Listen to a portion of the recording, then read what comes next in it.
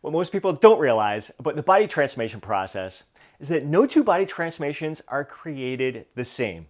You can look at a million different people who have been transforming their bodies for over 30 years, and no two journeys would look identical. Yet there'd be value to be gained from hearing about each of their experiences, especially what led them down the path to each stage in their transformation journey.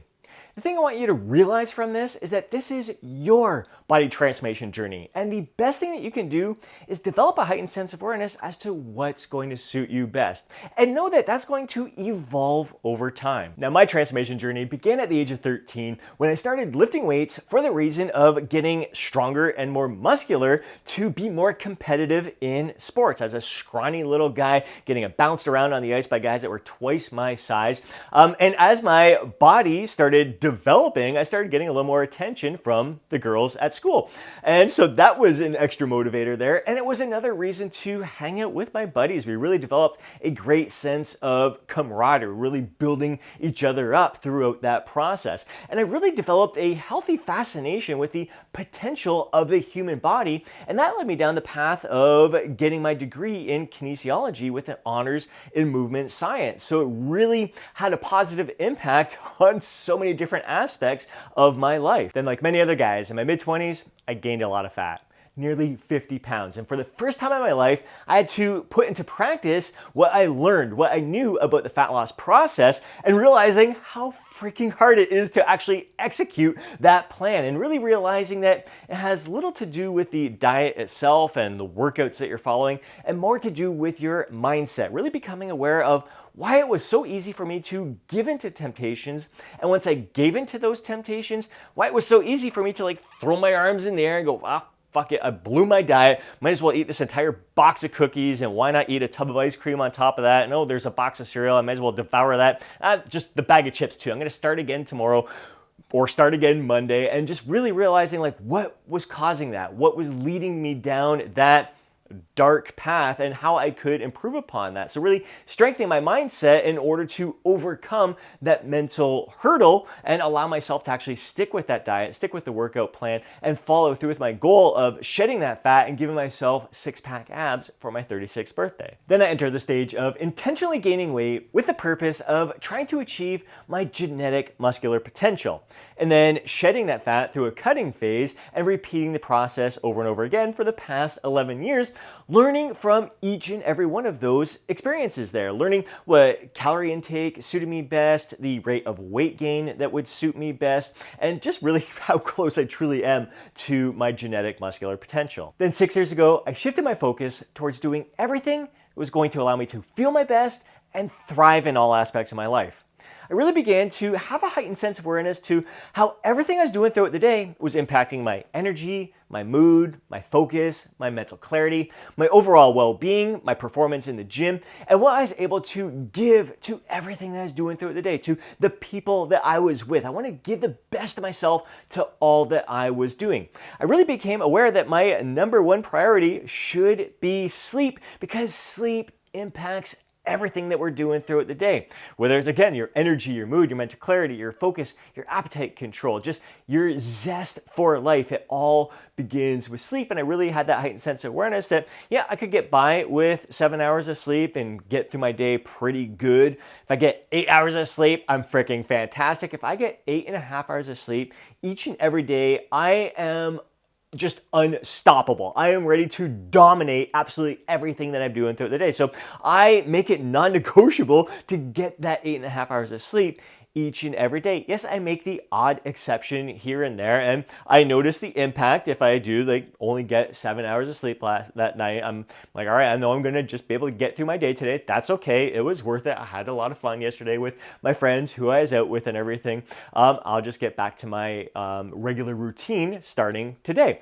And really having that heightened sense of awareness to how nutrition was impacting my performance, my overall well-being, my mood, my energy, my focus, my mental clarity, just really increasing my veggie intake, paying attention to how that was impacting my satiety, and also the micronutrients that were in there were really allowing me to thrive. I mean, I struggled to get veggies in my earlier years, and now I can't get enough of them. I really found different ways to prepare veggies. I love baked Brussels sprouts, is probably one of my favorite things. I even love like steamed asparagus, and just finding those veggies that suit you best. And yep, like the mixed veggies like cauliflower, broccoli, and carrots, that the Normandy blend that I have most days, I'll steam them. Sometimes I'll cook them in the air fryer. They're okay, they're not my favorite, but I also know like those have a very positive impact on my hormone health, my overall well-being. Like I pay attention to how satiated I am after that meal when I have them along with eggs, oats, and berries. So really having a heightened sense of awareness to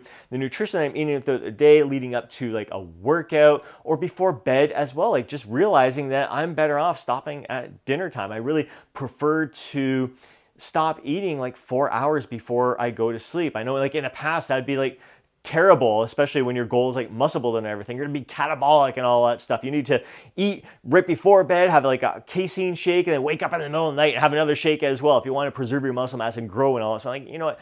I just know that I feel my best if I stop eating 4 hours before I go to bed. Some people feel better, like when the whole carb backloading thing came out years ago, people found out they were sleeping better if they ate carbs before they went to bed. We're all different. That's why, again, I said like this is your journey. You really need to have that heightened sense of awareness. You listen to the stories from other people's transformations, what works for them. You have a curious fascination with that. Maybe some things pique your interest. You try it yourself and realize, okay, it worked for them. What do you know? It worked for me as well. Or maybe it didn't work for me. Let's try something different. Look at someone else's journey, what worked for them. Maybe I'm going to try that and see how that works for me. So there's always something to learn from each and everyone's journeys, but really realizing like this is your journey. Don't do something that's not going to suit you, your personality, your personal preferences, your lifestyle. Really discover what's going to suit you best. And when it comes to workouts and weight training, like I love being in the gym like 6 days per week. A lot of it was the camaraderie, like just being around the bros and kind of, I wouldn't say addicted to the stimulus, but maybe like I just loved the training. Just being there in the gym around my bros and the pump and feeling all that. But now realizing in recent years just the impact on recovery. So really paying attention to how my body responds to a certain amount of training volume, to the effort. Like I'm all about the effort, man. I want to give my best effort. Like I realized it didn't suit me best when I was leaving reps in reserve for a lot of the sets. It's just not in me to do that. I'd rather give all out effort, do fewer total sets, and have my training split structured in a way that's going to allow me to fully recover from that. And just doing activities that bring great joy to my life. I love getting out paddleboarding, hiking, walking my furry homie Chief, just doing activities that again allow me to thrive. With doing these activities even better with family, friends, loved ones, just really enjoying the overall experience together, having that heightened sense of awareness to how it's impacting me, not only physically, but mentally as well. Just doing the things that make me feel at ease, at peace, calm, invigorated, alive, just really living my life truly to the fullest. And the stage where I'm at right now, where I'm focused on having this heightened sense of awareness of what's going to allow me to feel my best and thrive in all aspects of my life, made me realize that I needed to improve upon my mobility and my flexibility. And earlier this year, I started practicing yoga, just watching some YouTube videos that my kids bought me 10 sessions at a hot yoga studio for my birthday. And it's been 10 months that I've been in this studio and I've become absolutely hooked. And after like the first few classes, they're like seeing people doing handstands, forearm stands, headstands, crows, all these different balancing poses, athletic movements. I'm like, holy smokes, like that I didn't realize was yoga, and it turned me on to that. And this, I'm like, wow, doing these poses, I'm realizing that I have some weaknesses I didn't think I had, some imbalances that I didn't think I had, and that I just really need to become more functional, I guess, develop some functional strength, especially shoulder joints, hip joints, just different aspects of my body that are strong when I'm lifting dumbbells, barbells, and machine weights. But when you're doing your body weight in certain positions, I am weak as a puppy there. So it's really sent me down this path where I've developed this fascination with different like calisthenics. Like I wanted to learn how to do different planche movements, planche push-ups, handstands, headstand, forearm stands, like all this stuff fascinates me. And it's all about, again, being able-bodied for the rest of my life. I want to be able to I want to have the strength in all ranges of motion, all aspects of my life, so I can, again, be able to do all the things that bring great joy to my life in all aspects. I want to live this adventure to the fullest for as long as I possibly can, for as long as I'm here.